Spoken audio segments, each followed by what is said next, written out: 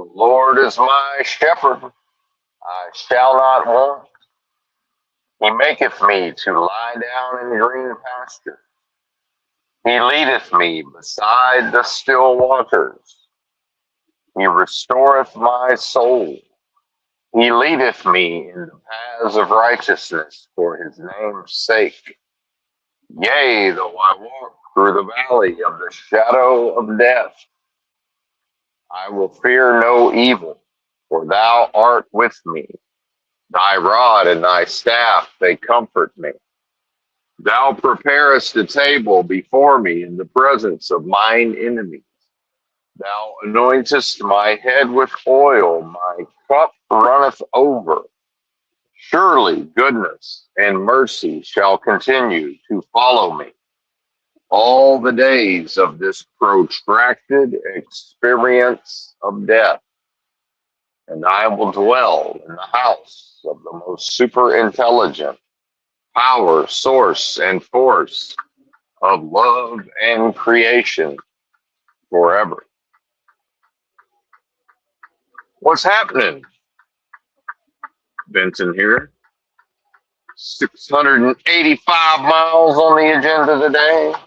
GPS reports 11 hours and 0 minutes drive time projected. Usually beat the projections, although certainly it's not a given. But barring the unforeseen, I reckon the Royal we will make it. Whatever that means. Trust that you are well. Benton feel like you've been through a war. And wondering, reviewing yesterday's stream and some violent content,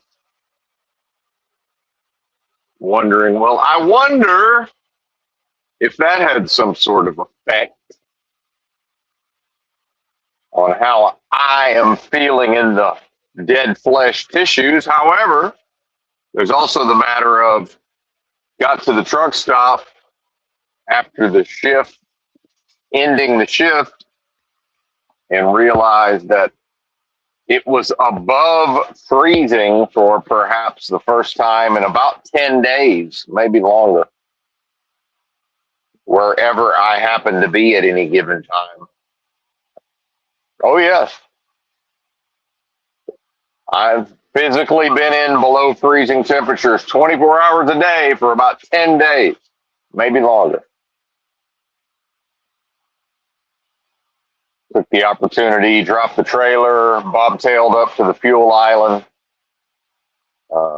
in anticipation of airing of low tires, and they were all properly aired up, thankfully. And my Love's truck stop tire gauge that I purchased with my points, it blew apart. So I dropped $30 at the Pilot for a tire gauge out of convenience, right? Didn't have to buy a tire gauge.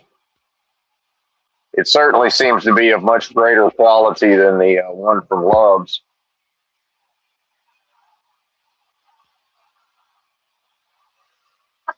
As we wait for the truck to reach normal operating temperature. That's one thing about shutting down in above freezing temperatures, was unable to run the heater, because as we know, the heater is either all on or all off. And then when I awaken at 10 p.m. or whatever, and it's 33 degrees, the heater won't work because the whole truck's gone cold. See, even though the Opti-Idle is armed and the climate controls, I forget they have some sort of term for this. I enabled all of that in the software, but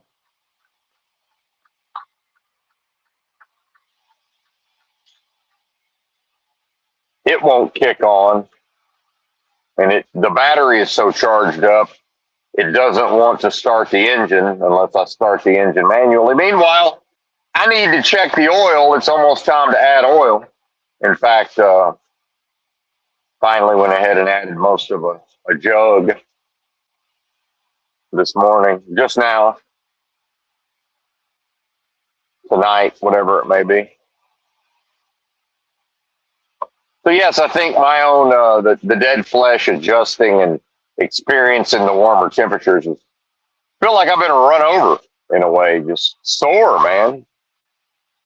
Thoracic pain. And we don't need to loop into problem solving. I know many folk remedies and such.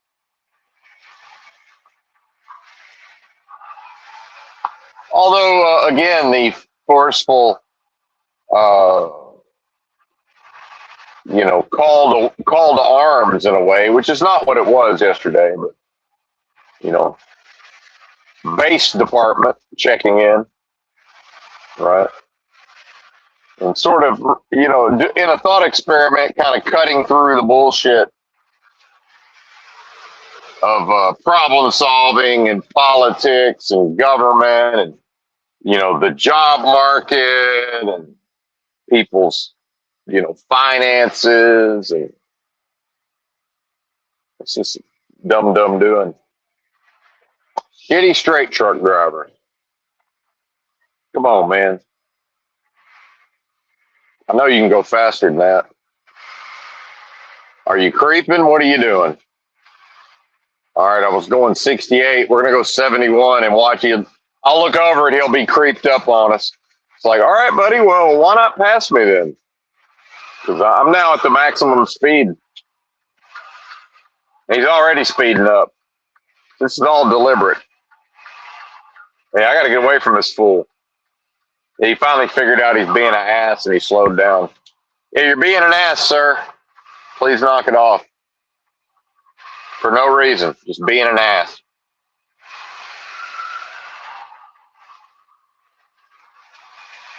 So I took the occasion to finally be able to manually clean the windshield, apply a new layer of Rain-X,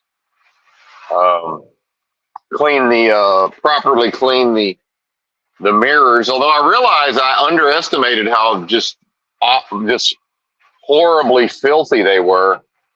And there's quite a bit of scum still around the edge of at least one of the mirrors. So we'll need to that one's going to need a redo. Wash the side windows manually again with the window cleaner and the shop towels, $3 a roll shop towels, whatever they cost nowadays. I remember when it was 6 rolls for $10. Yep. Well, that shit's over with.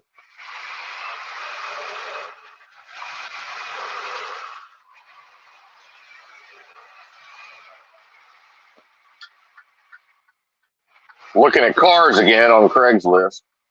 And I'm learning it says a lot about a city.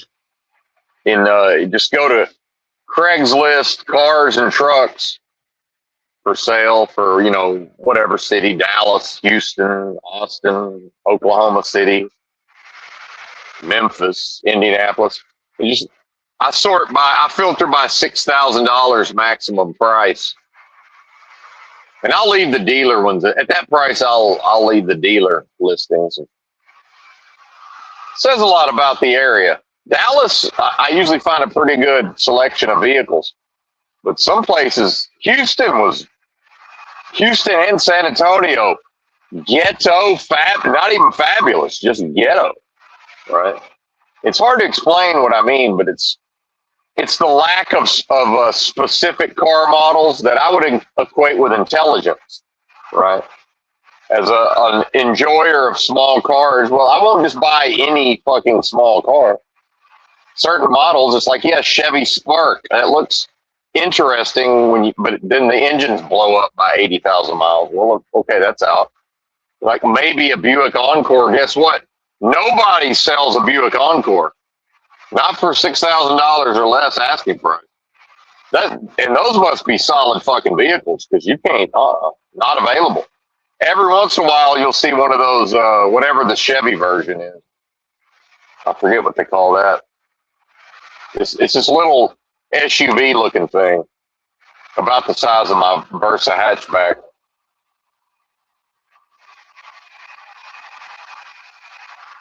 I do think those have the CVT, but some of those CVTs aren't just god awful. But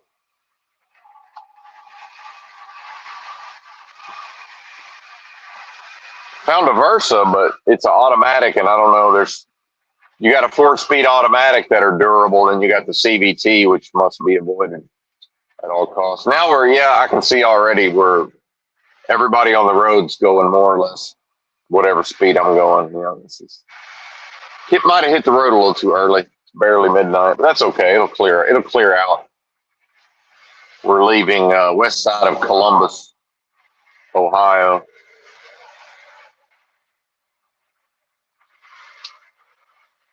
Yeah, both mirrors, all 4 mirrors, are going to need to be redone.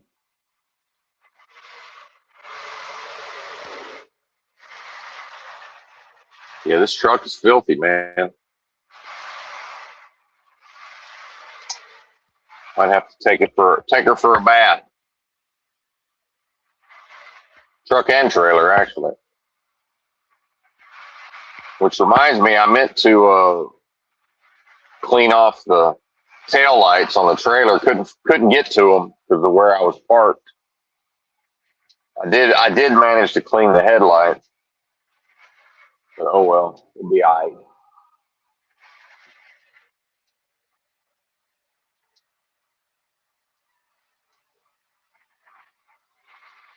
Yeah, and the lack of rest, and sometimes the being gets into sort of a restful type of sleep, and down in the tissues, restorative. And,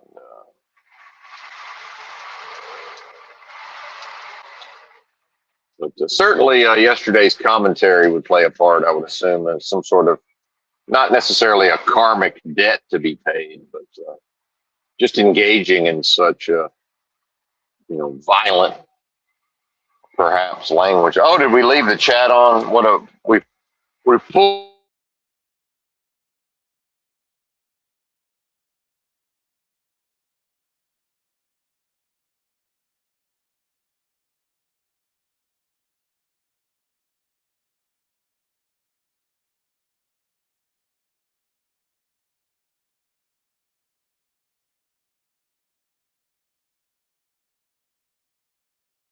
Bad motherfucker. Talk about based.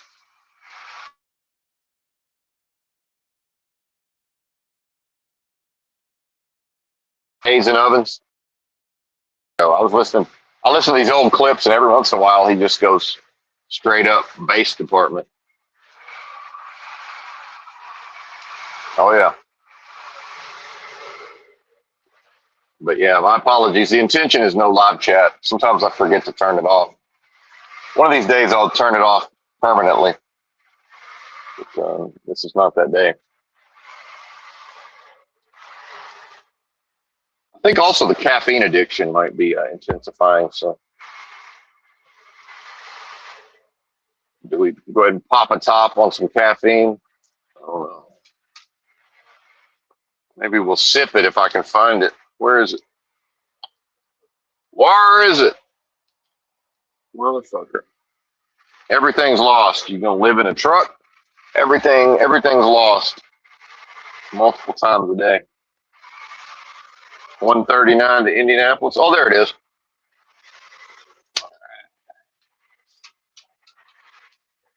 There goes old straight truck again. He's figured it out though. Yeah, get in the fast lane. Get away from me, creeper.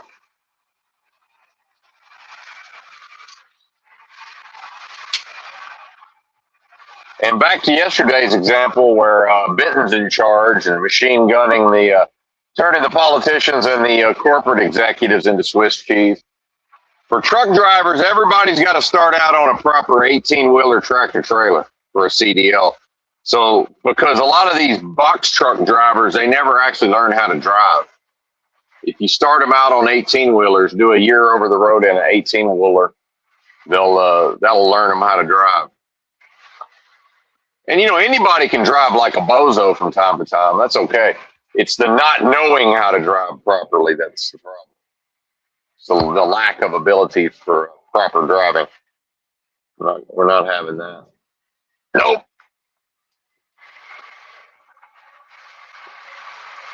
So yeah, I woke up, put all my layers on, got the Under Armour style base layer, which is not that warm really, but then, the Hanes Long Johns or Fruit of the Loom or whatever they are, waffle pattern, whatever that is. And then two pair of sweatpants, hoodie, and go back to sleep for a little while, lay back down.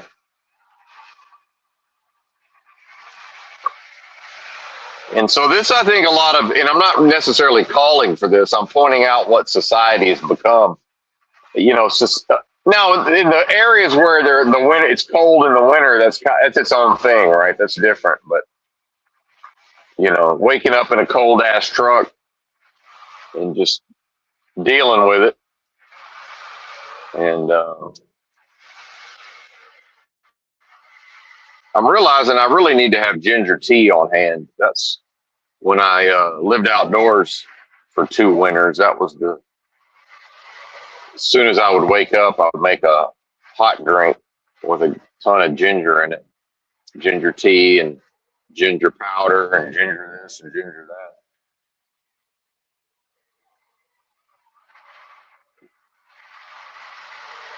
Hell, even the stove, boiled 3 pots of water or 3, 16 ounces times 3. Even that didn't really warm it up. But yeah, society's sort of lost this ability to deal with the elements and arduous environment and difficulty. And I found an interesting channel about the oil fields, and I think this guy's he sounds like he's from North Dakota, the way he talks. And he's giving people advice on over the road truckers that want to transition to the oil field work. And, he's pointing out that they're going to need to start at the bottom on some level, and they're going to have to learn the job and learn what equipment they need and learn how to network. And, it's all self-made in a way, it sounds like, to be able to get to. This guy's talking about one truck. It's a best case scenario, but like one truck operation,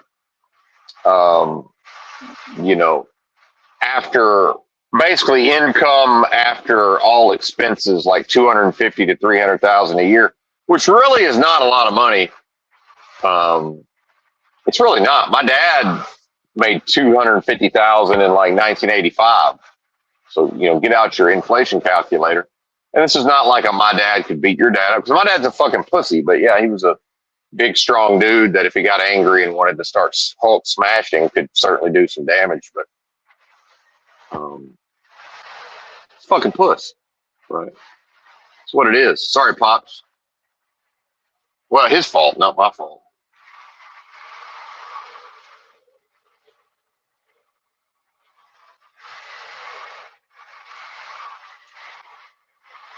But anyway, and I have no interest in doing that at my age. I guess if I was 35, maybe, to go out to the oil field and make some loot. But it made sense the way he described how to get started, because I guess what he's talking about is, there's a lot of assumption that they need drivers out in the oil field, and I'm sure that's true, but they don't need a greenhorn showing up with a CDL and over the road experience who doesn't know what to do, who, probably, just look at what I went through. If you look at 10 to 14 days of below freezing, and we're talking negative temperatures and extreme cold, and, fueling at 6 a.m, and the goddamn pumps won't work, and, bitterly cold on the hands within 5 minutes of being outside the truck, and got back in the truck, and it's like my feet got so cold in my boots that it was like, man, it reminded me that frostbite exists, right? And then that's just North Dakota. That's just what it is, right? And worse, but that's just what it is. And, to know how to operate the equipment in those temperatures, to know, how to keep shit from freezing up. And sometimes everything just froze up.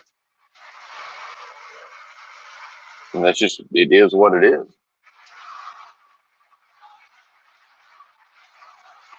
And it's man shit, right? And a fella can either do man shit or a fella can't do man shit. And there's a lot of 30-year-old dudes. There's a DBDR hat flying channel, if anybody knows who this guy is. He seems like an interesting, thoughtful dude. I've listened to a lot of his content. And it's incel core or, incel type stuff, but black pill. But he, probably would have and he's got a CDL, no over the road. See, that's what I mean about the softer side. Why not just get the CDL and go headlong into, none of this is advice. I'm talking here. I do my best not to give advice, but, I like the idea of sort of just flinging oneself headlong into the hard shit, the man shit. Right. And it's funny because Benton's a weirdo. Benton's strange. He stares off into space sometimes. It's funny, makes a lot of weird facial expressions and, all of this and says strange shit. But when it's time to just shut the fuck up and do, and I'm a whiner and a crier and a backpedaler to some extent. When it's time to get the fucking job done, shut the fuck up and get the job done. We can whine and cry later. We can whine and cry before. That's fine. When it's time to just shut the fuck up and do the job. I mean, when it's time to get some shit done, there's Benton shutting the fuck up and doing the job. And I'll wake the boss up at 6 a.m. and cry to him a little bit while I'm driving around a foot of snow in some parking lot somewhere in West Virginia the day after they sent me onto a glorified goat path, right? Eastern Europeans, white nigger coolie style, driven forth as a beast of burden by Eastern Euro trash, sending me to a goddamn glorified goat path in a West Virginia holler. Like, this is waking dream, surrealistic, unreality, deja vu all over again.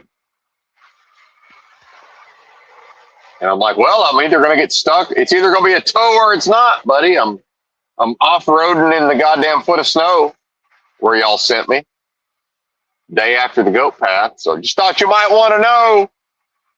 And then I shut the fuck up and got back to man shit. And there's levels to that, right? Not claiming the highest rung. But now you got a lot of fellas these days, and it's not a generation.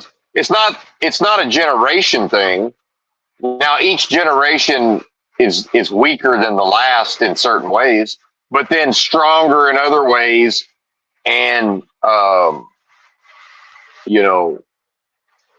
more advanced and more astute and superior in other ways, certainly. And then, shout out to Kaczynski, ever more over socialized.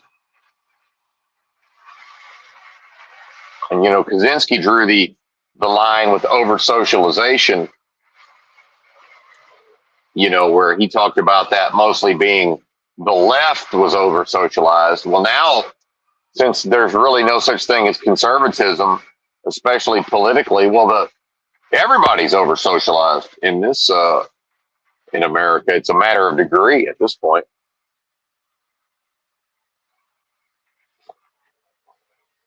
In my opinion, anyway. And go to read the so-called Unabomber Manifesto for his definition. He defines over socialized. Shout out to Kaczynski, because unlike most of these modern bozos who like to muddy the waters and refuse to speak within the framework of specific context, it's like, Kaczynski's not going to just talk to you about over socialization without defining it, so we know what the fuck we're talking about. So if you don't know what I mean, please reference Industrial Society and Its Future. There's a section on over socialization. Thank you. And to tell like three tangents at once. Well, I guess I'll finish up that. DVDR would probably be the best thing for him to just if he now can the being make themselves do shit? For some reason, I realized at an early age, it's like, oh, I can just make myself do shit. Like basketball. I nobody trained me, nobody coached me. I learned. I went to the library and I learned and I studied. Larry Bird book of basketball drills. And guess what I did? Every motherfucking day after school, I went to the elementary school in my neighborhood that had a basketball court, and I ran these drills. And I think probably I just at first started doing it on the weekend, and then every single day before school, I'm out there doing whatever drills the book said to do. I did all of them, whatever it said.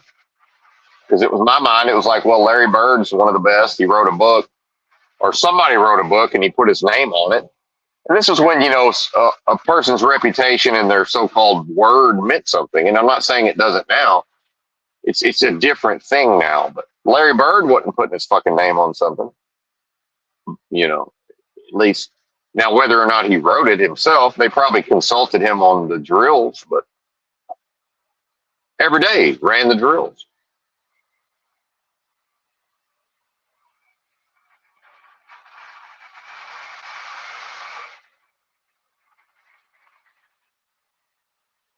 Wasn't even good enough to get in the games to start with. Had to run drills and just shoot around on the hoop on the side while the real players played. That was how I started. Started at the bottom. See, that's what this guy's talking about in the North Dakota oil field. He's basically explaining to people how to go to the Permian Basin in West Texas or go to North Dakota oil fields. And here's how you start at the bottom, because that's the thing about starting at the bottom. One doesn't even necessarily know how to do that. One might need a Larry Bird book of basketball drills. It might as well be entitled "How to Start Your Basketball Career at the Bottom." That's not even. Oh, it's common sense. No, it's not. I couldn't have common sensed my way into knowing what type of basketball drills to do. It's not obvious.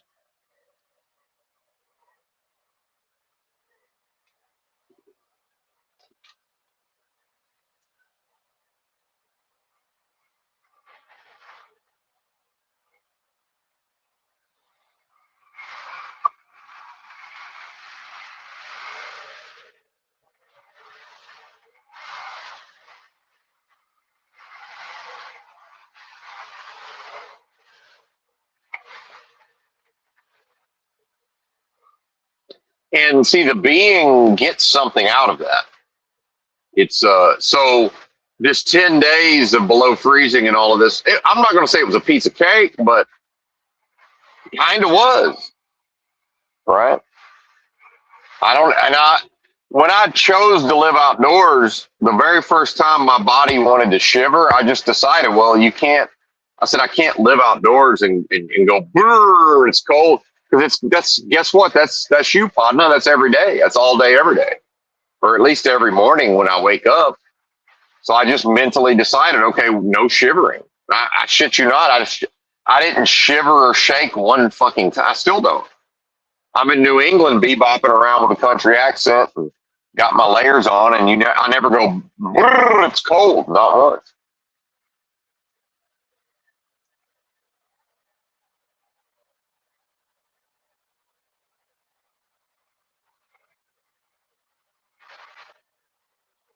That's a specific thing, and it's not just men, but if one has a dick and balls, that's it's man shit.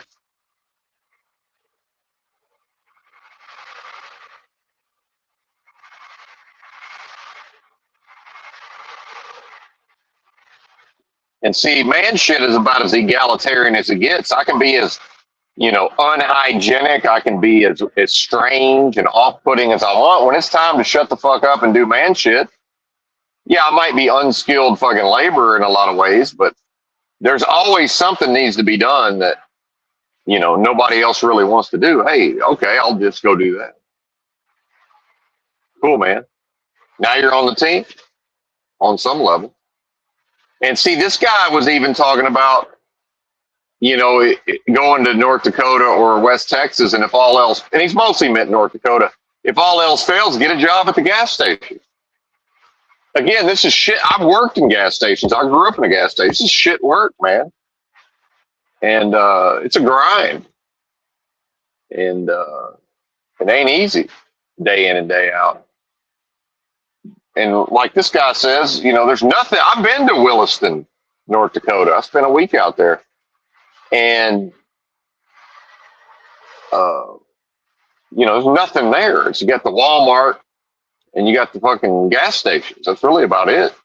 So everybody goes to the gas station. Well, what better place to network? And this guy's saying, just everybody ask them where, more or less, can I get the number of your operations manager or whatever?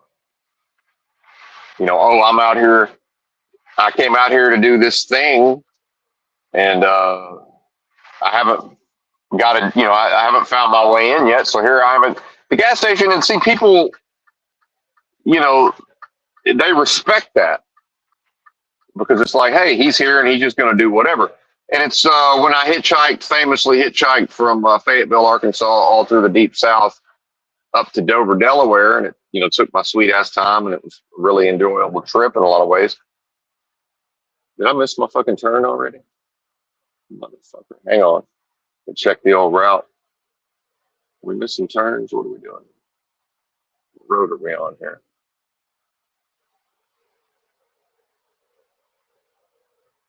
No, we're good.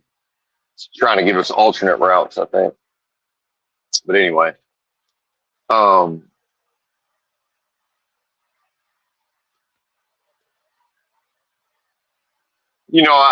realized by then I had enough hitchhiking experience, well, quite a bit actually, that especially in certain areas, hitchhiking the interstates is more or less a no-go.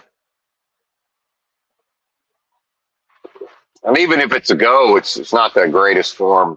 And if the person's not in a hurry, which I certainly wasn't, U.S. highways. So in the small town, more rural areas, I would make a sign and what I figured out quickly is the locals they know north, south, east, and west. They don't drive around based on that. All they know is the name of the town up ahead, and they're driving in that direction. So I would make a sign of like the next 3 towns in the direction I was going and put it on the back of my rucksack, and I would just head out of town on foot. I think the prevailing wisdom became, he's getting there whether we pick him up or not. And eventually somebody's like, well, fuck, might as well pick the fella up and take him. I guess we can carry him there, right? So that's what would happen. But it was something about that commitment to, hey, fuck it, I came out here to work in the oil field. Fuck it, I'll just go work at the gas station. Right? Fuck me, well, fuck you. And that's fuck you money in some way.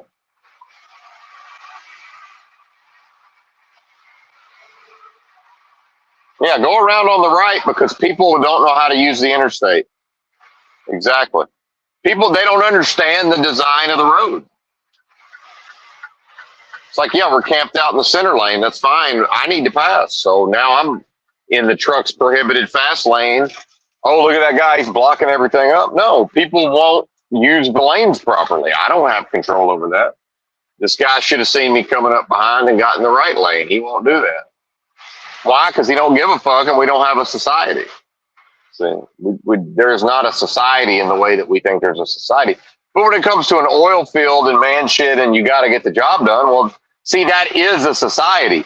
So all these males, black pill incel, that actually want to have a family and want to have a life and want to do this and want to do that.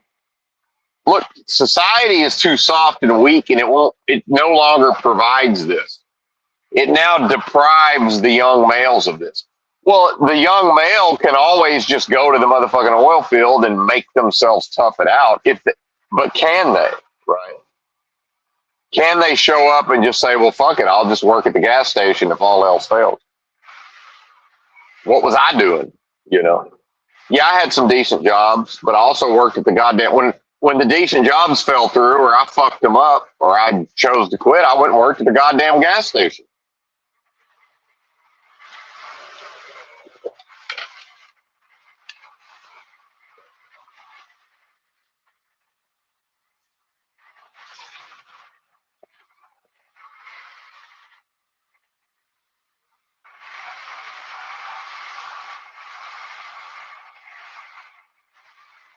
It's not about bitten. It's about, you know, the wasted youth of the male because society, because of conformity and, you know, an inability to have some version of a, you know, Larry Bird book of basketball drills to run all the young boys through. And not, I shouldn't even say young boys, I'll say young men through, right? Because society is now, it's always been this way, but it's so on Front Street, decadent and depraved. And you can't even really say young boy. I'm talking about 18, right? Army age, you know, oh, their parents can sign them into the Army before 18. But so as a person without, you know, again, children, or I'm not a guardian. So yeah, talk about 18-year-old adult young males. That's what I'm talking about. You know, only my legal guardians could use me for slave labor, right? Legally. Because my ex-wife number two was her, she was used as slave labor, white slavery on a fucking chicken farm. Like for real, that's what that is. You know what? You talk about middle America farm country, that's slave labor. That's child labor. I'm not passing judgment on it. That's what it is.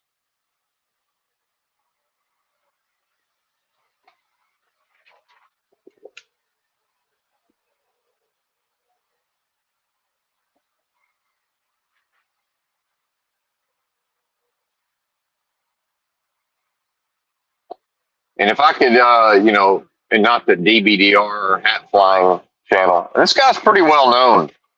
I know that us boomers don't know who the fuck he is, but he's pretty well known in certain circles. Quite a bit of almost like a living legend. I know it sounds crazy, but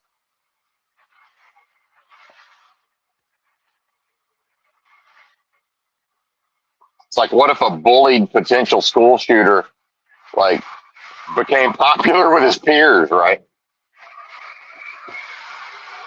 And was charming and, you know, but still oblivious and, you know, unable to get women and all of these things.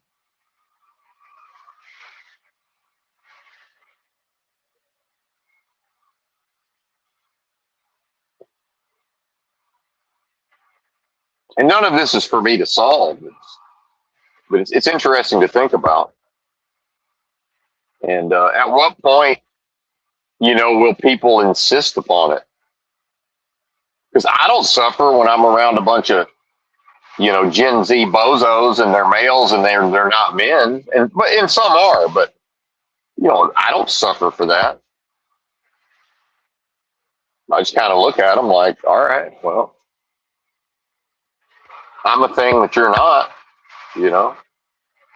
And so if you've got a 26-year-old male that never became a man through rites of passage and all of this because man's a status, then now a female can't transition into what I am, but a female can transition into what the 26-year-old who never became a man is.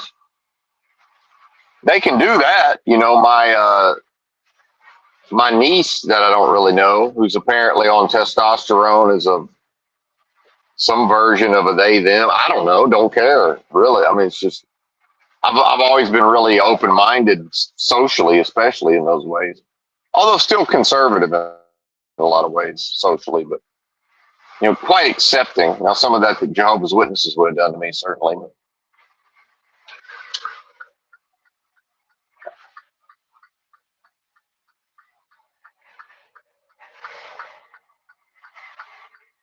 guys are allergic to the right lane, so I guess I'll go 71 in the hammer lane because that right lane. I'm just going to say if the cops pull me over, I'm going to say that right lane may well not exist because nobody's using it, and I know as soon as I try to creep around on the right, here's going to come somebody merging, and I'll get halfway through my pass, and then I'll just be stuck behind somebody who just got on the road.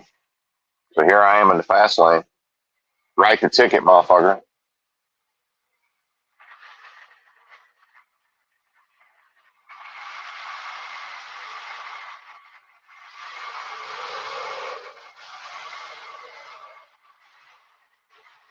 And the four-wheelers won't use it because that's a hammer lane associated with tickets.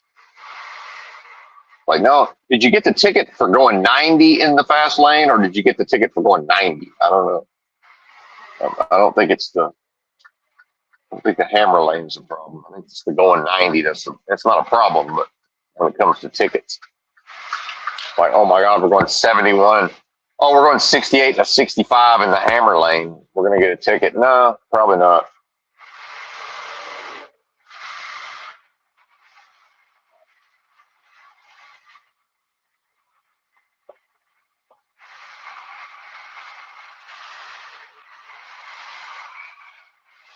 But so yeah, now so when you look at all this trans stuff and scratch your head, you couldn't have all the trans stuff if men were still men. Meaning, if the boys where I grew up, every boy was forced into manhood whether they wanted to or not.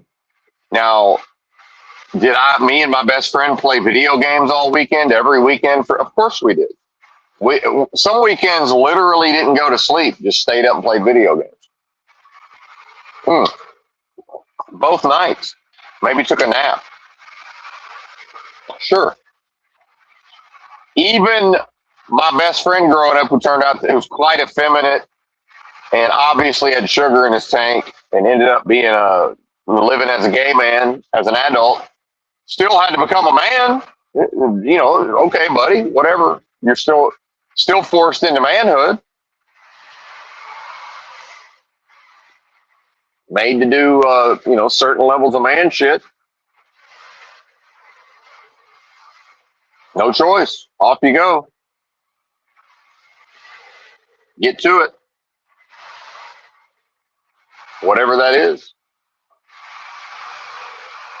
And so, yeah, you could have transvestites and cross-dressers, but you couldn't have females declaring themselves to be fully men because they can't perform that.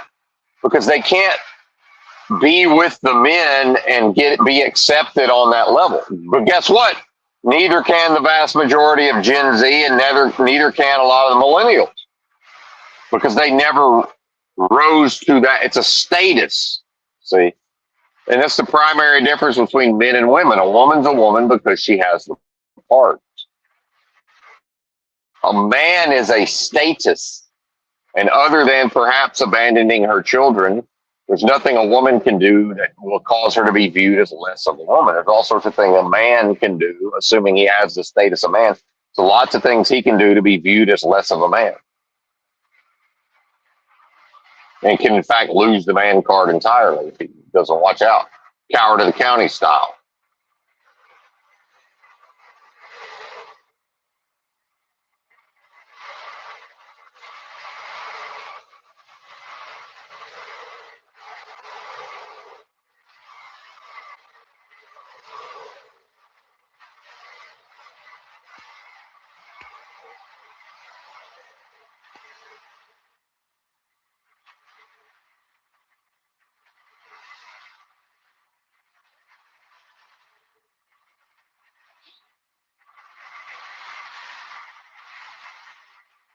So you can take a young gal, a 20-year-old, 20-something gal, and pump her up on testosterone all you want. Doesn't matter. It's not a man, see. But again, neither are most of the males aren't men. Yeah, let's just make my life difficult for no reason. Now we got a trucker just going to make my life difficult for no reason. Yeah, speed up and match my speed.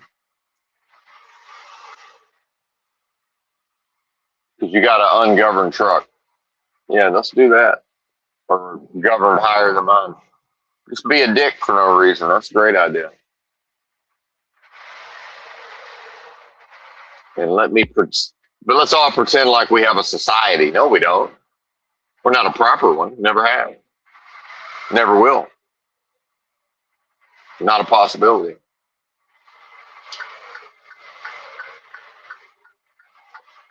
Because in a proper society, one male or man would never look at another male or man and go, oh, look, let's go make whatever he's doing, let's go make it more difficult.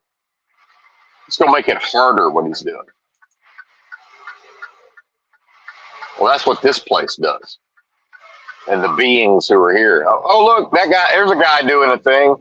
Let me take advantage of this opportunity to make that thing more difficult and make it require more energy. It is now my duty to completely drain him. That's this world. That's the function of this world. To drain as much as possible, to drain what I am.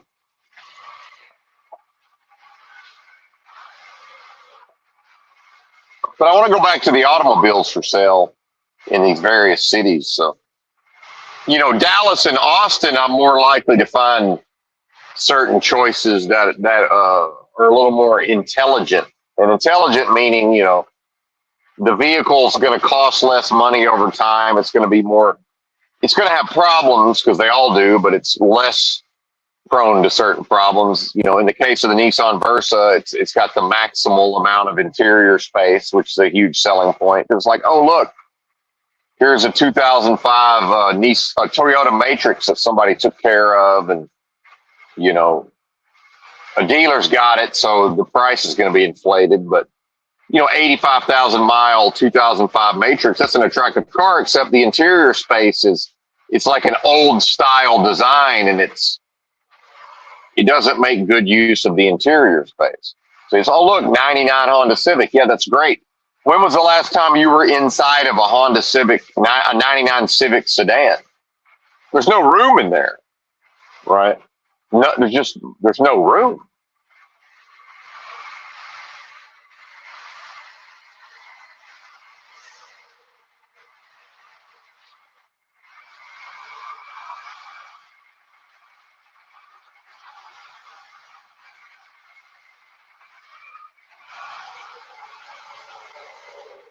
Give me my Nissan, my Versa hatchback. The thing's cavernous on the inside for the size of the vehicle. Cavernous. But anyway. So yeah, certain cities, you got the bozo, unintelligent choices. San Antonio, Houston especially, good God.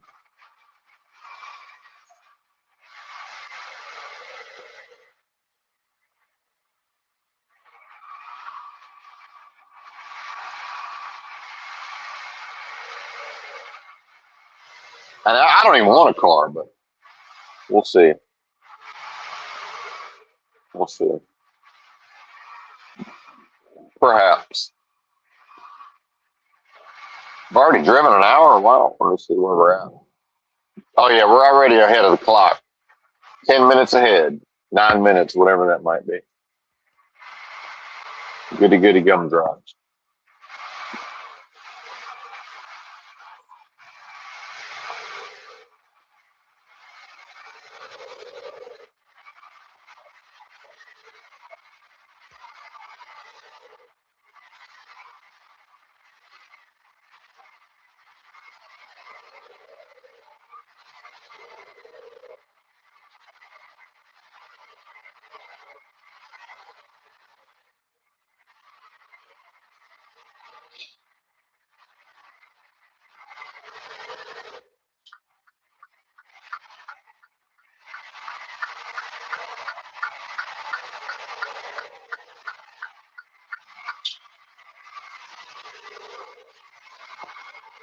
So yeah, maybe I'll pick up a Nissan Versa for $2,500.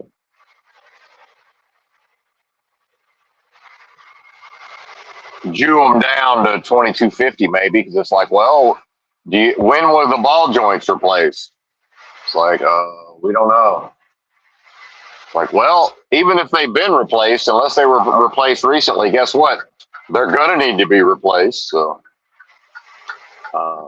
I'm happy to buy the car, but I'm already pricing in $700, and that's because I know where to go in Arkansas, and they'll do both ball joints same day for $700. Again, man shit. Guy rolls in with 700 in cash, no appointment, and you know, 3 hours later, it's done. Right? Here's your cash. We'll see you later. Have a nice day. But God forbid you think you're gonna get a clutch worked on. Oh, now you got to go sweet talk the guy at the transmission shop, and it's only the old man that owns the place. He's the only one that even fucks with manuals anymore. Yeah, he does the clutch jobs because it's all, everything else is automatic. And he's going to take one look at it, and he's just not going to want to do it. So it's like, yeah, he'll do it, but you're going to pay out the ass because he doesn't want to do it. And he's had a transmission shop in Arkansas for 30 years. He's got plenty of money, but he don't live like he's got plenty of money. Looks like a fucking bum, right? Looks like something out of Mayberry, but like not the sanitized Mayberry. You know, some aw shucks. The guy's got money. And so that's part of the idea of the boomers, you know, and the young folks talking about referring to boomers as if all the boomers got a fat wallet. It's not true, man. For a time, almost all the boomers had access to a shit ton of consumer credit. That's a different thing, man. I would say probably half the boomers, well, it depends. Once you got into the late 90s, early 2000s, most of the boomers didn't have any money. They had a house that they owed a mortgage on that they could use as an ATM at a certain point, you know, and they had access to lots of credit, which is debt. They could take on a lot of debt if they chose to. It's not, people didn't have money, right? And yeah, there were jobs available. So yeah, if they had a college degree and they weren't socially stunted with a defective personality like yours truly here, in spite of his own likability, you know, my highest job on a salary was $33,000 a year in IT, but no college degree. But, you know, even if I'd gotten a degree, you know, some version of middle management probably. Fuck that. Who wants to? I'd rather do man shit. And I didn't know, hey man, you know, if you can put up with a bunch of bozos in the Northeast, I could have just moved to the Northeast and got a union job and been a damn supervisor or whatever. You know, the super fucking project manager. What do you think those jobs pay? You know, I was, when I delivered in Massachusetts to some private school, you know, building a new gym, and I've got some of their equipment going in the gymnasium, and it's like the supervisor, it's a union, it's all union. So there's one guy in charge of the whole work site for some big, huge contractor, and then all the subcontractors, right? And so his job is to sort of manage the whole thing. It's like a 6'4", you know, in shape white dude, like 40-year-old white dude, right? Or 38-year-old white guy. It doesn't have to be a white guy. It's just that's a specific thing that still exists, right? And well, I don't have to be 6'4" to do some version of that, you know.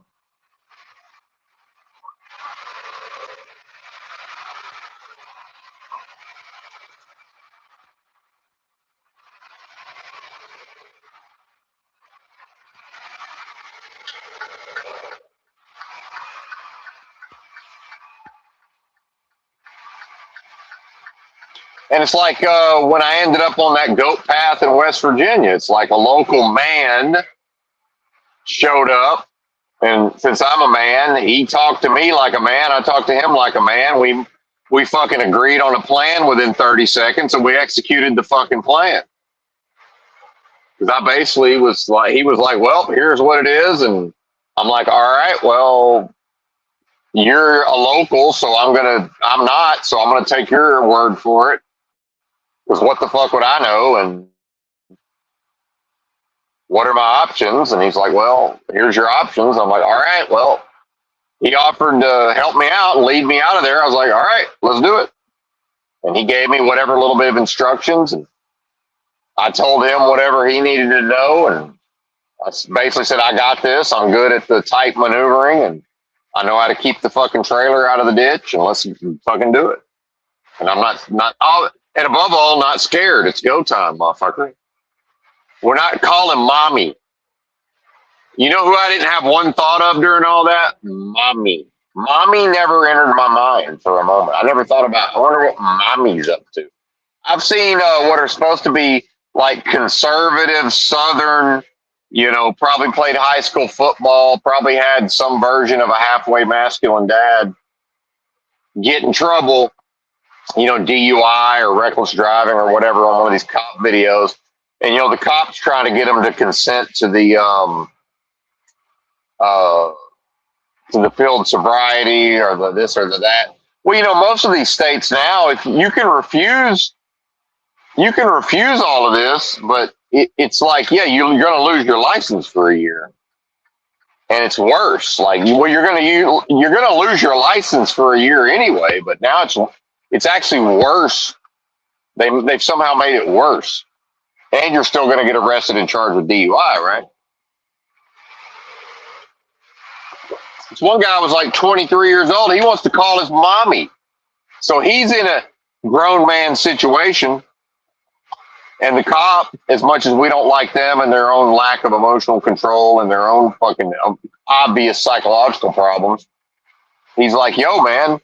And the guy's like, well, can I basically, he wants to phone a friend. He wants to fucking, it's like he's on Who Wants to Be a Millionaire. He wants to use a lifeline. And the cop's like, listen, man, you're an adult. You're the decision maker. The guy's wanting to call his mommy. What, and thus proving he's not a man. Men don't, even if they think of their mommy in a stressful situation, they don't like, oh, let me. And in the olden days, she wasn't available anyway. Like, why is a mommy always available on the other end of a mobile phone with wireless internet? That's bad. That's bad. Mommy. I'm going to call my mommy. Oh, you're going to call your mommy. Okay. And if I was a cop, I'd have been like, yeah, man, I can't wait to see what this is going to be like. Yeah, call your mommy. I would have said it just like that. They just looked at him.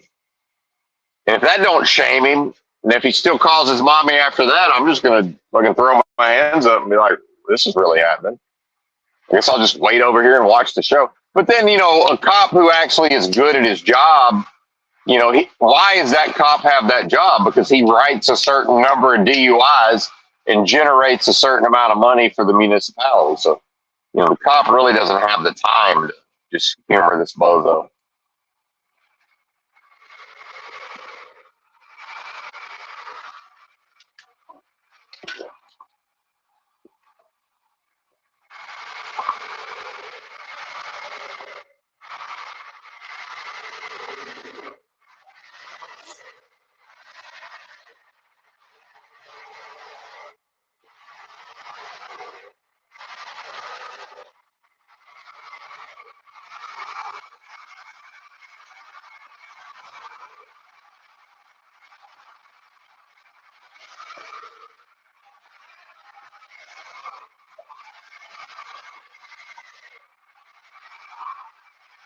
And a woman can't raise a boy up into a man because a woman doesn't know the first thing about performing as a man. They know, they're experts in masculinity in certain ways.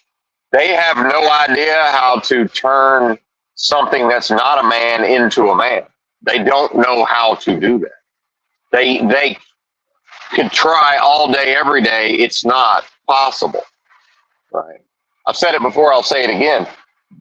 Once my balls dropped, by the time I was 13, if my daddy wasn't around, I was in charge, meaning if danger came to our doorstep, I outranked my mother in the, hey, the bad shit's happening. Somebody's got to do something. That would have been my job, not hers.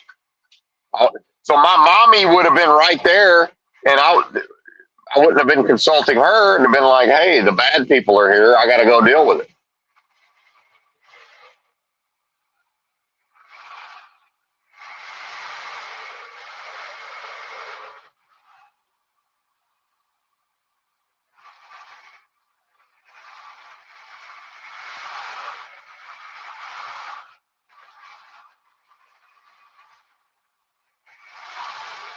Whatever that is. See, mama don't raise that. And this is what the boys don't understand. And this is how you get to 25-year-olds who can't have relationships with women, because now you get into he's going to have to do the fucking housework, and he's going to get turned into the bitch because these boys aren't socialized to be able to go into a queendom, right, with a queen bee scenario and a female structure. He can't go into that because he's going to get fucking pegged, right?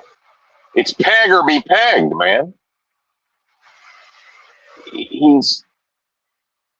He can't, because here's the thing is, the reason why I deserve for my woman to bring me a sandwich, I deserve that because I earn it, because when we're laying in bed, that doesn't fulfill any of my needs.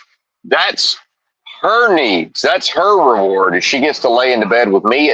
And when the glass breaks downstairs at 2 a.m, she gets to stay in bed and call 911. And I get to go downstairs and face my potential demise. And part of me likes it. I'm like, oh, I can't wait to see who thinks they can invade my castle. It's going to be interesting. That's why I deserve to be brought a sandwich. Now, not in an overbearing way, not in an oppressive way, in a, hey, this is what I bring to the table, lady. On occasion, I might ask you to do something for me. I don't want it questioned. I don't want to be explained to you why you need to do this. I want her to shut the fuck up and make me a sandwich. And guess what? Every woman I've ever been in a relationship with, upon request, would shut the fuck up and make me a sandwich. Now, how many sandwiches do you think I requested? How many times do you think they offered?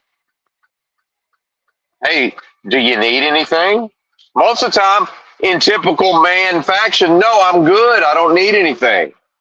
And I'm kind of annoyed that you're bothering me to ask, and then pat her on the butt and thank you. I appreciate you. That's all they want on some level.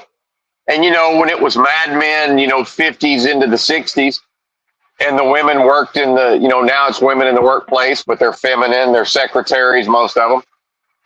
They could get that from their male supervisors, the,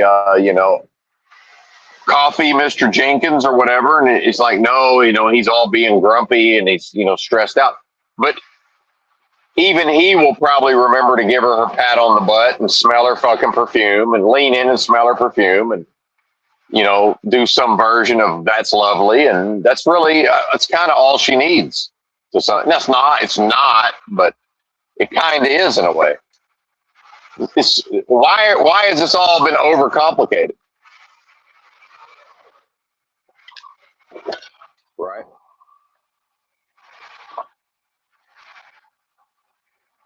Because on some level, it's like the boyfriend historically was, it's that. Now, it used to be marriage, because remember, by the time I came along and went to college, now we're shacking up, right, in the Bible Belt. And, for shame, right, because my parents never did that. My parents' generation in Arkansas didn't shack up. Now, some of them did, but it was still called shacking up, meaning a man and a woman living together romantically and aren't married. Shameful, viewed as shamefully.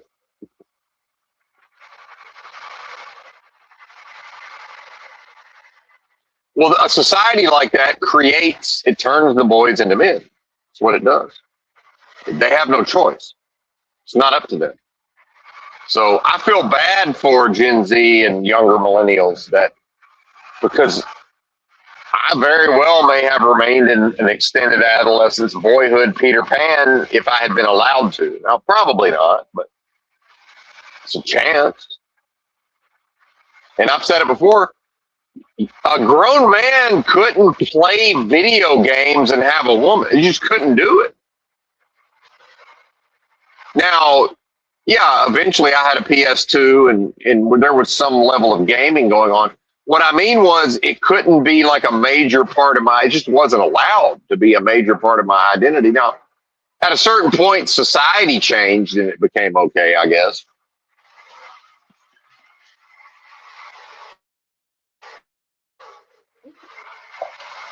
And I talk about a lot of this pickup artist material. And, I had read all the material available before Neil Strauss before he ever published that book, The Game. I had read everything available online in the genre. So, because sometimes people think they're going to make a joke. Oh, somebody read The Game. It's like, no, I read all of the material that comprised the so-called air quotes game before that book came out. So I don't know what you're talking about.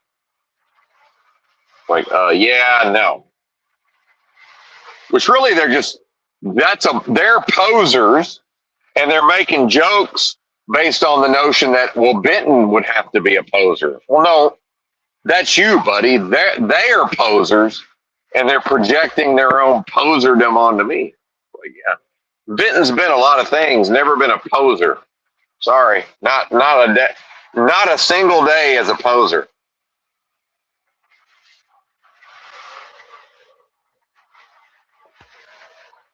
Now, to somebody in skateboarding who's like actually good at skateboarding, like our boy JG, yeah, he probably would view me as some version of that. But I still woke up and went skateboarding every single day before school for years, right? Because one of my close friends was one of those guys, and now he wasn't a get up early in the morning. That was me. And I said, hey, man, if you want to go skate before school, I'll go with you, basically. And I knew number one, I wasn't committed to the level of injury that was required to be any good. It's like, yeah, I'm not rolling an ankle. I'm not going to risk fucking up basketball. Basketball was number one. But no, I skateboarded every single morning before school for about 2 years. And I skated, at least several times a week for, I don't know, 6 years. I mean, it's not a lot, but it ain't nothing, right? That's not what a poser does. I put in some work. But yeah, when everybody, when we were all in Little Rock downtown everybody from all the towns is there on the weekend, yeah, I understood that there's a lot of dudes better than me. Like, yeah, you think I didn't know that? But I was better than all the casual posers because they didn't put in the time. I was better than all of them because I skated every day. Now, some of them that had some natural talent, well, that's a little different of a thing. Then pretty quickly, they were a lot better than me, but they still had to put in the work.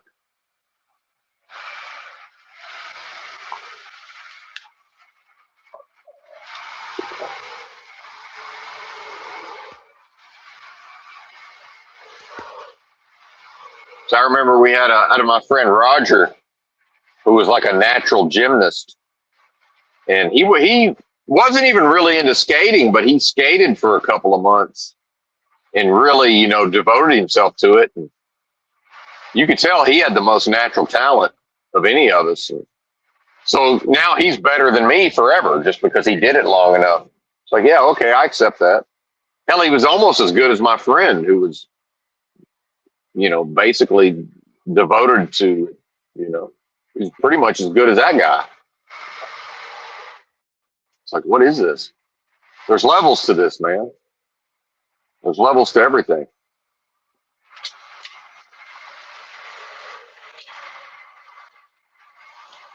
And so that's what the fellas, they lack that thing where they aren't deserving of a woman in their life, and they know it on some level.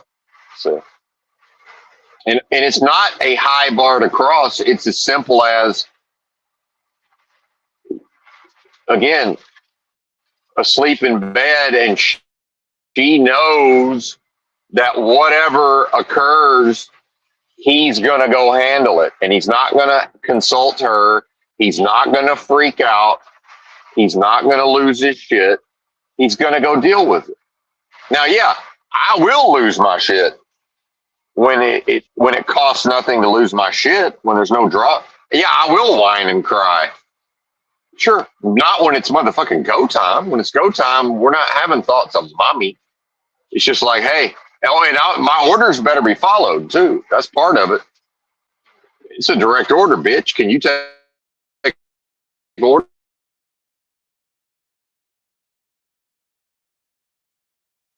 There's a glass break downstairs. Yo, she looked.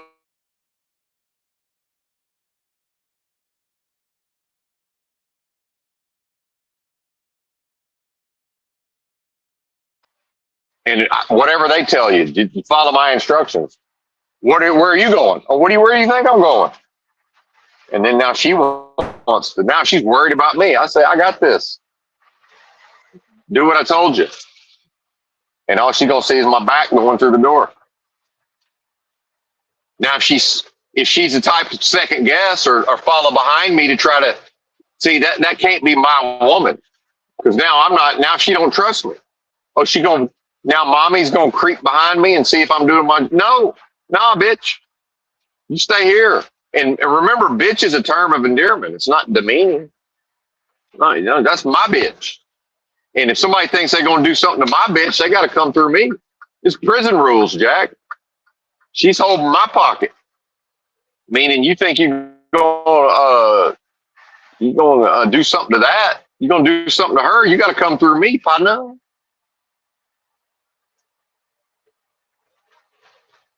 Got to talk to me. Got to go to Benton. Hell, because a restaurant is a flirty environment, and I've talked about ex-wife number 2 is very flirty, and it'd be silly to go into a relationship with somebody flirty and not accept their flirtiness. But see, some of these younger fellas would do this thing where they pretend to be gay, and then they'd be real hands-on with the women. Well, it's like, okay, well, I don't know what this guy does with males, but I'm pretty sure he gets down with the females. Why is he touching them and talking about their breasts and all this? Well, he kept some dude at Olive Garden where my woman worked. He kept thinking he could put his hands on it's my ass, partner. Ain't your ass. Who's this guy thinks he can take liberties with my bitch? So I said, hey, and the woman always wants to make excuses because, they like a pat on the butt. Most of them, if they're not too traumatized. And, she's flirty, so she would have invited it on some level. I'm pretty sure the guy wasn't a creeper. And, whatever. And I don't care. I'm just like, by then I had accepted women for who they are. Yeah, it's great, whatever. But I said, listen, and I could tell she was kind of over it because it was causing her problems. And so and again, I have to be non-judgmental, or the first time you judge your woman, she'll just never tell you anything. So I have to be non-judgmental, so she'll tell me so. So she's telling me about it. I'm like, listen, and I solved her problem for her. I said, hey, next time he does it, tell him Mr. Benton told me to tell you that if you want to keep touching me, you got to go talk to him about it. He said, basically tell me to tell you that that's his ass, and you can't, you're not allowed to touch it, more or less. And you got to come ask Mr. Benton's permission. So yeah, tell him just more or less in her own way. But yeah, tell him that's what I said. Never heard another word about it. So I'm going to assume he didn't think it was worth, because he can just go find some other chick to play grab ass with. Yeah, just go slap and tickle with some other broad. Leave mine alone. Meanwhile, I don't really give a fuck. If she's, the fact that she brought it to me means it's become enough of a problem that he's not conducting himself properly. Right.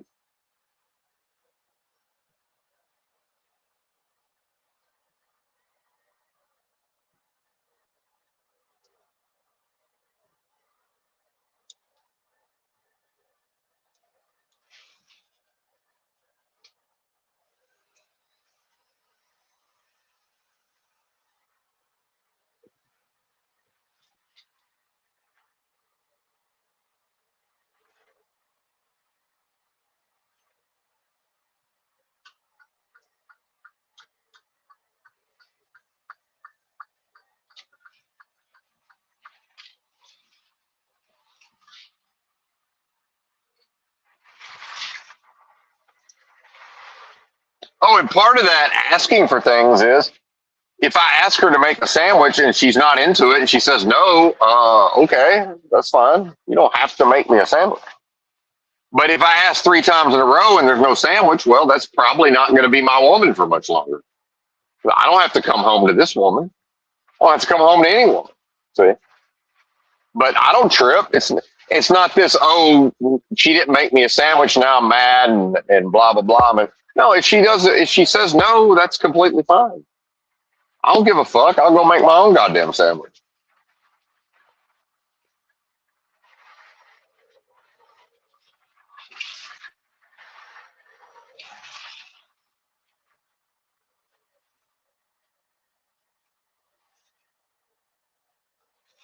The level of I don't give a fuck needs to be there on some level.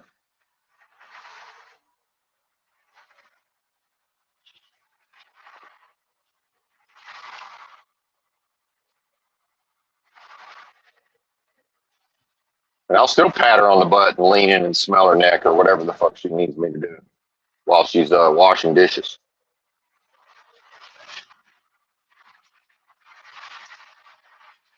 Which doesn't imply, yeah, I wash dishes too. Some people don't. Ex-wife number 1 decided she wanted one of them Sam's Club or somebody had hardwood flooring, that's fake laminate or whatever, hardwood floor. And I knew my fucking autism and, undiagnosed fake autism. I can't put in a goddamn floor in my own house. There's no fucking way, man. I got way too much paralysis by analysis. I got way too much perfectionism. So I said, yeah, okay, but you just need to understand, I'm not going to help you. Number 1, I'm not doing it for you, and I'm not helping you. I'm going to sit here and watch football and eat hot wings and drink beer while you and your female cousin put a goddamn floor in. And I don't want to hear a word about it. And that's what she did. And they did a really good job. They had like one spot they kind of fucked up.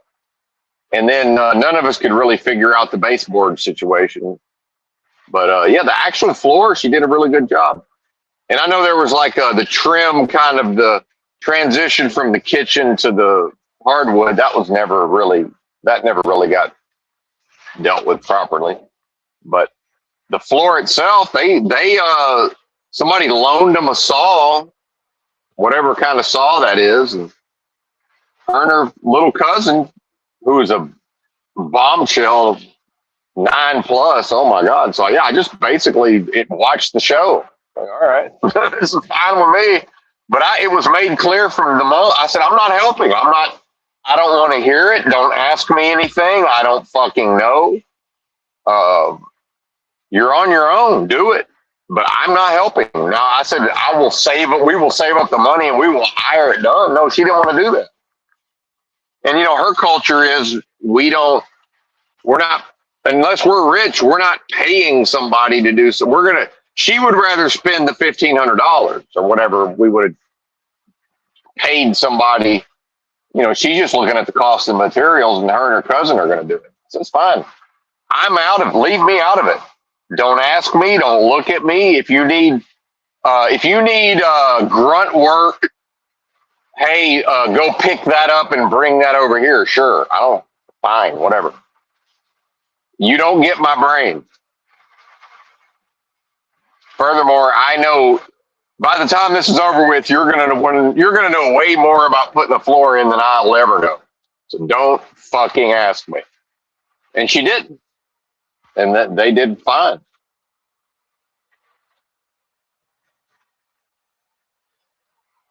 And people came over and, oh, I like this floor. Yeah, my wife and her cousin put that in. They're looking at me like, really? I said, yeah. I sat here and fucking watched football and drank beer and ate hot wings, and they fucking put. They did it in a day. Yeah, it was badass.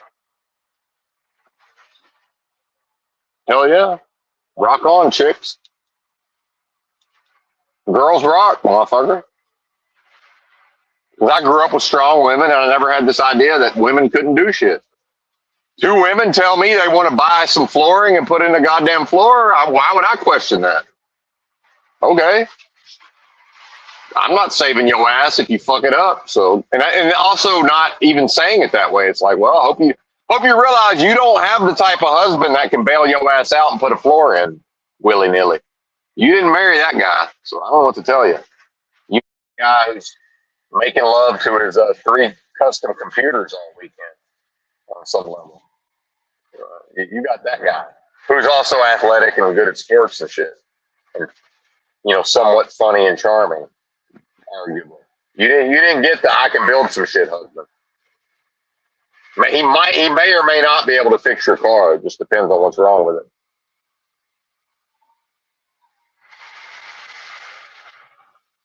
You don't have the I can sit here and watch my wife fuck up a floor and then fix it for her. You don't have that husband. Now there's probably one in the neighborhood, and go find him, and I don't give a fuck.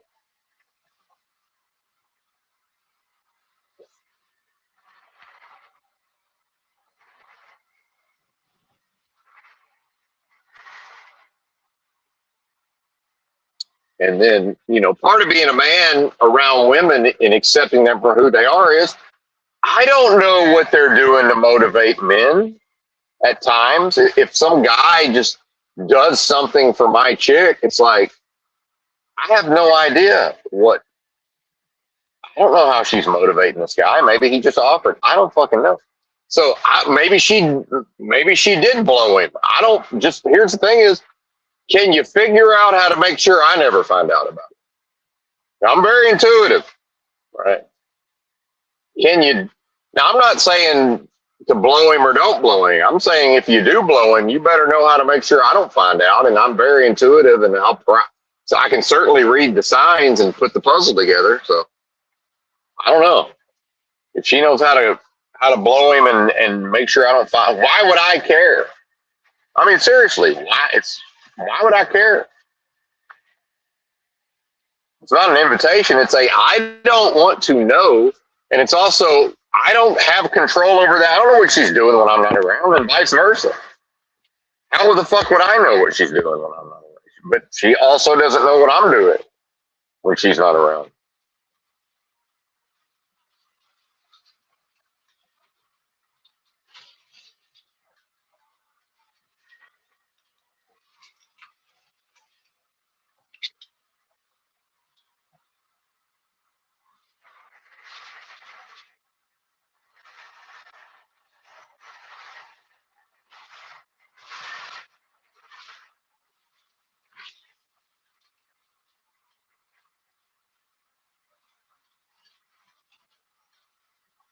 And if a fella can't accept all of that, he's gonna have a hard fucking time, man.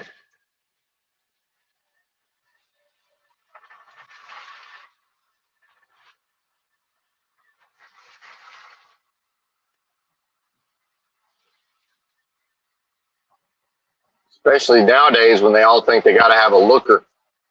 What's Sam Hyde say? He said get an ugly woman, right?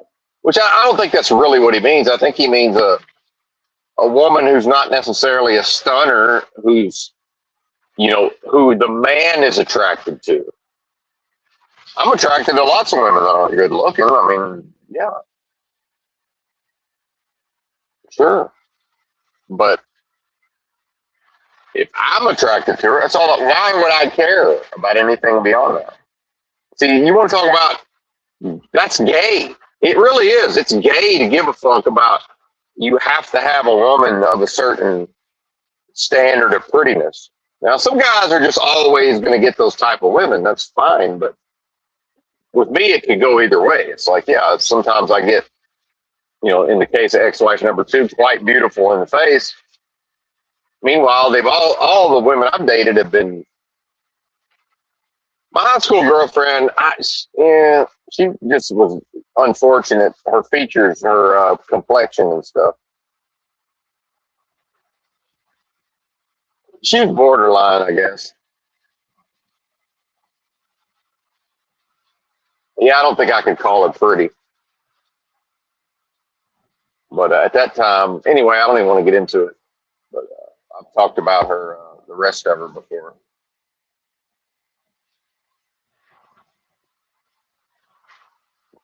Prettiest set of titties I've ever seen, and that includes magazines, movies, and just absolutely flawless 36Ds.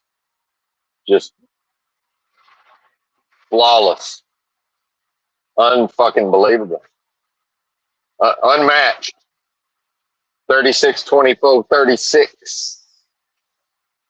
Everything in the right place. Goodness gracious. What a blessing. Flattest stomach you ever did see.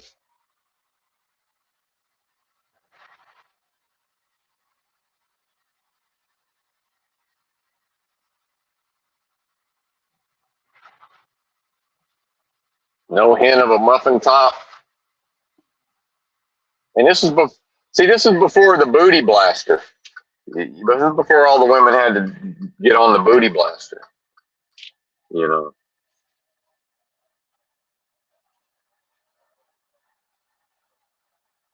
I'm a little more fan of the natural look. Oh, we got a wreck up here. What's going on? We got a backup. It's a backup. Somebody done crashed in the construction zone, probably.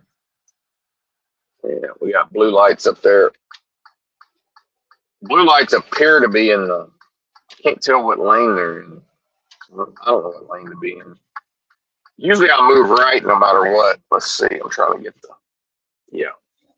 Yeah, this shouldn't take too long to get through unless it's just completely blocked. I got to go off duty. I'm going to kill too much of my clock.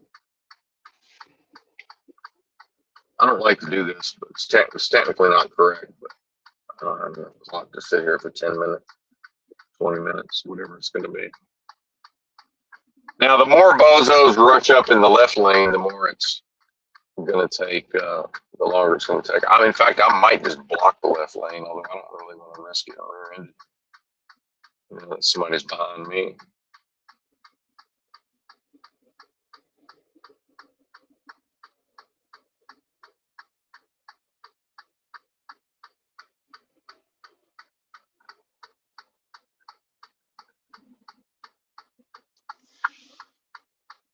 But see, everything I'm talking about, the male-female dynamics, none of this has anything to do with me, my personality, what type of women I attract.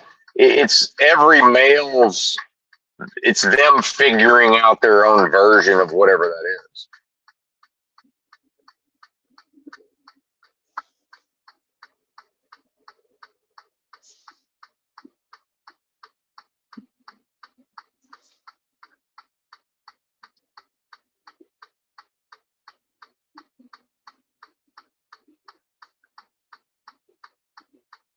Yeah, what is this?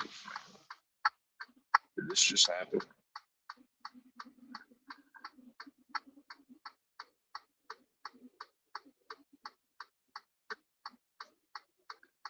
This might just be everybody's up there freaking out. If it is an accident, everybody's up there freaking out. And there's sort of it kind of takes them a minute to figure out that they could just clear one lane and we could all get through here fairly easily. Yeah, go ahead and rush to the front, buddy. That's going to make it take longer for everybody. Good job. So there's a There's adding to the time, right? Rush up there, zipper merge. Keep lying to yourselves and say that you just can't control your emotions. What's faster for everybody is if we all just stay in the lane, and I'm pretty sure that's the right lane. But yeah, go ahead and rush on up there.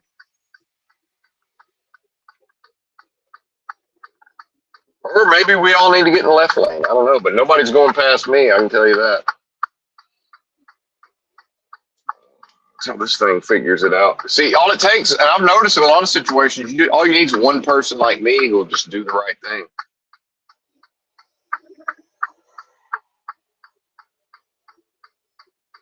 and fix it.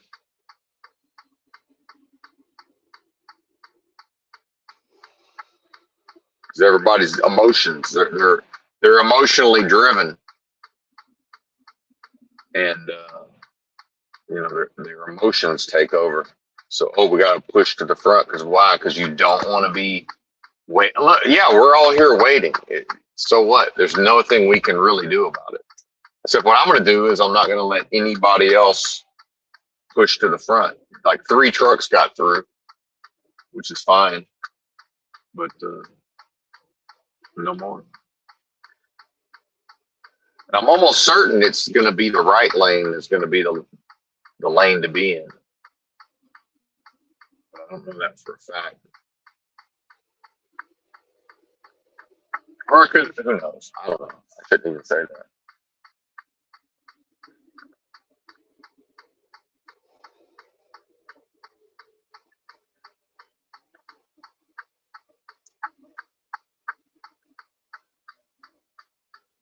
The guy behind me's kind of got an idea too. I like to leave space also. It's like, what's the point of why jam up and take all the space? Like, let's just leave some space because we might need it. But we might, if we jam up, then if we need space, we can't create space. So obviously, it's better to leave the space. But that requires discipline and being able to overcome one's own emotions. Or you could be bitten and just not be having any, at least not any related to whatever this is. But yeah, I'd prefer not to be delayed. Well, sometimes we get delayed. People, sometimes they crash in construction zones.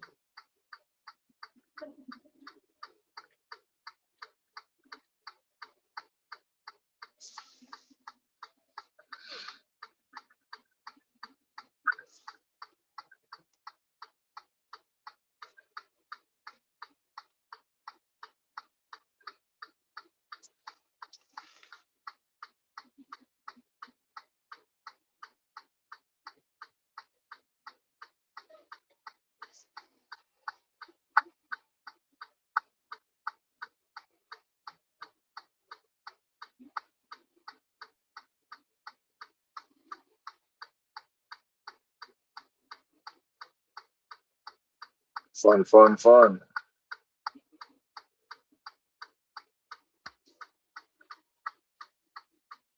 Well, if we are going to be able to get through here, I got here at the right time. Other than it would have been nice to just get through here before it happened. But there's a shit ton of trucks behind me now.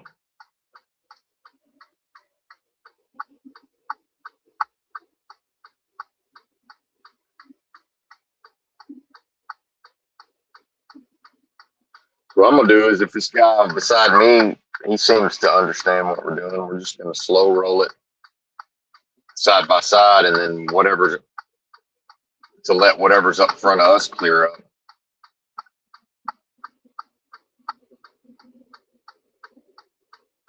And then of course everybody's got a fucking rubberneck.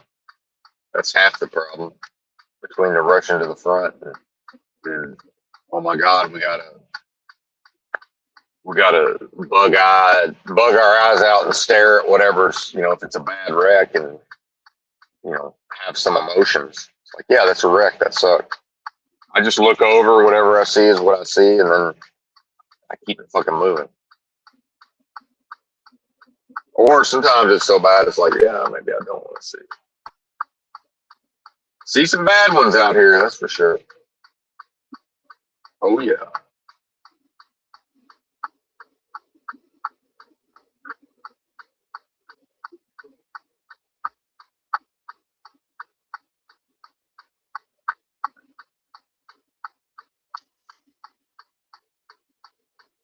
They turn the flashers on.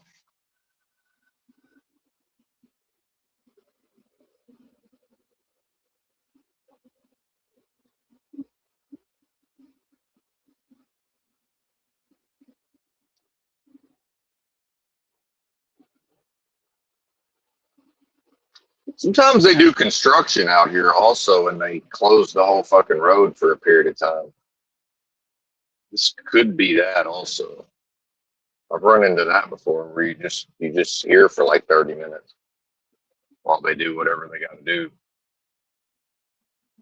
This might just be a road closed. It's possible. I don't think this is that.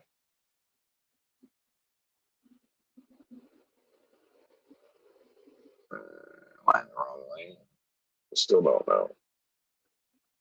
These guys up here are acting like they're getting routed around onto the exit. Maybe I don't know. Can't tell. And again, we've all got phones. Why doesn't there's no reason really. The phone should just be telling me what to do at this point. Yeah. I guess we're exiting. Yep.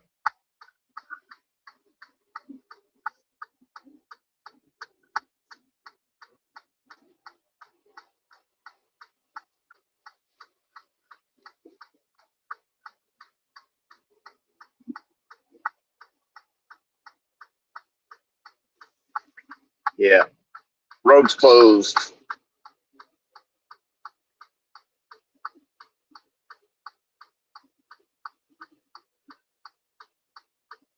Seemingly.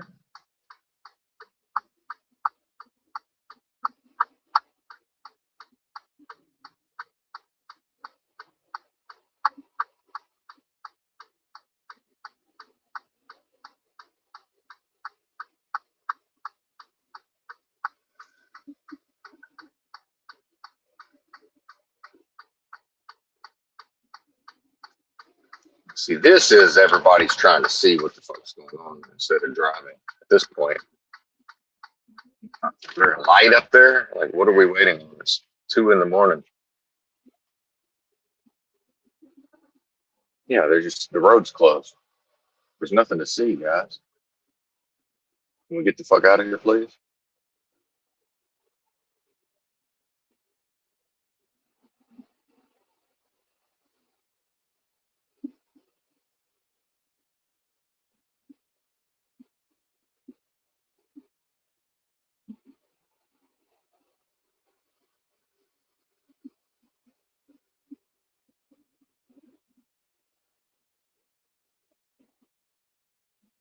The question is the on ramp closed?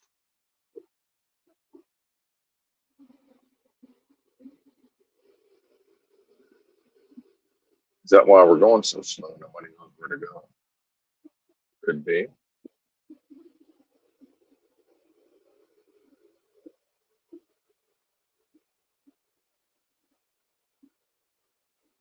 It's like we're about 10 minutes total delay. See, it feels like 30 minutes. 10 minutes. Uh-oh, yep. Looks like they've closed the interstate. So where do we go? Is the question. Where do we go from here? Everybody gonna go to a full truck stop?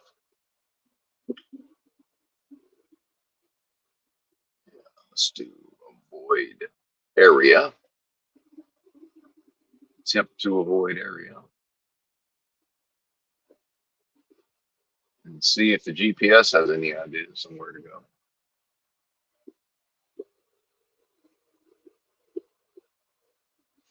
See, it wants to go left. Everybody else is going right. Yeah, we're going left.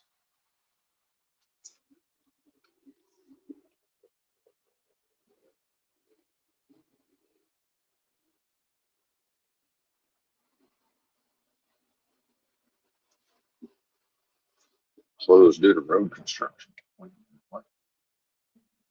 Where's that?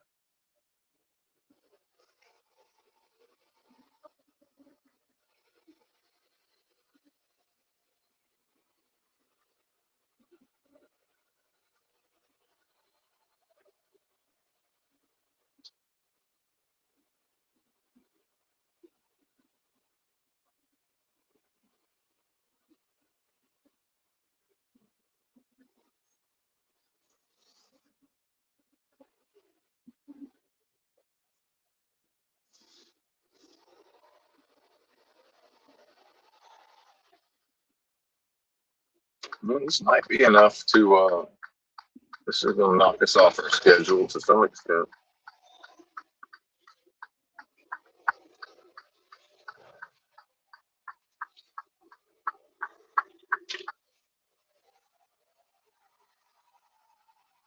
Never a dull moment, right? All right, we're back on the drive line.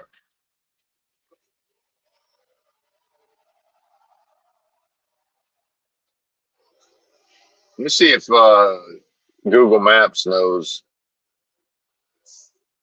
how far the road closure goes.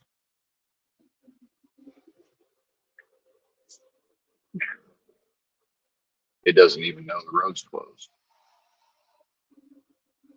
Yeah, we should be able to get back on then up the way. It just happened, so these Google Maps don't even really know about it yet.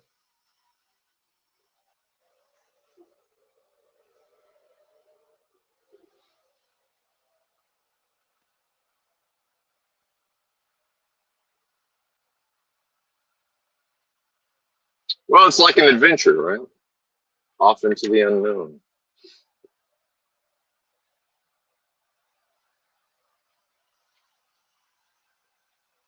US 40.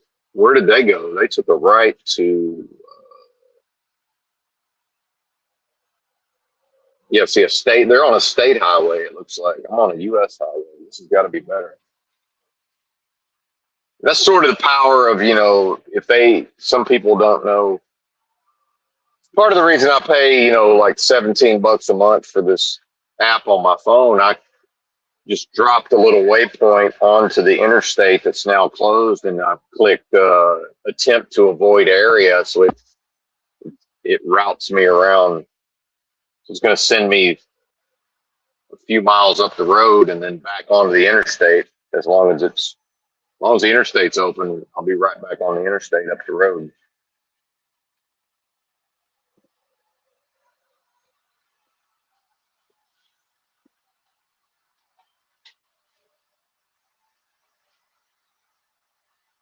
All right, it's coffee time. Really, it's water time. Dehydrated. Behind schedule on my water drinking. I've been working too much.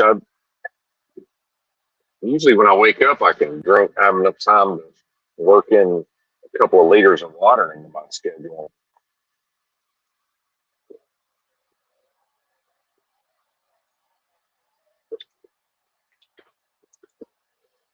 I've been waking up and getting right to it every morning.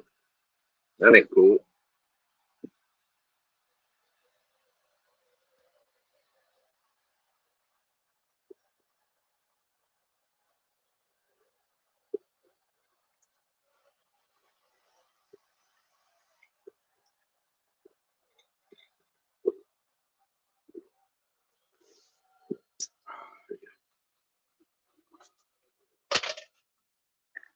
Oh man.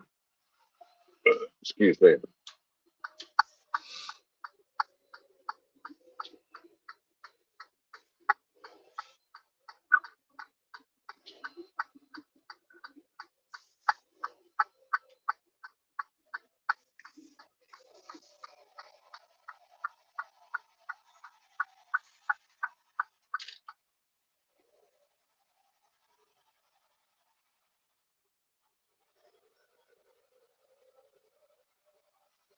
Now I'm in some town.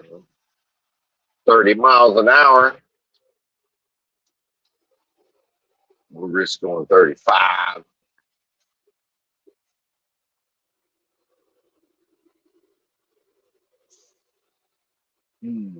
Anyway, I guess I've rambled long enough.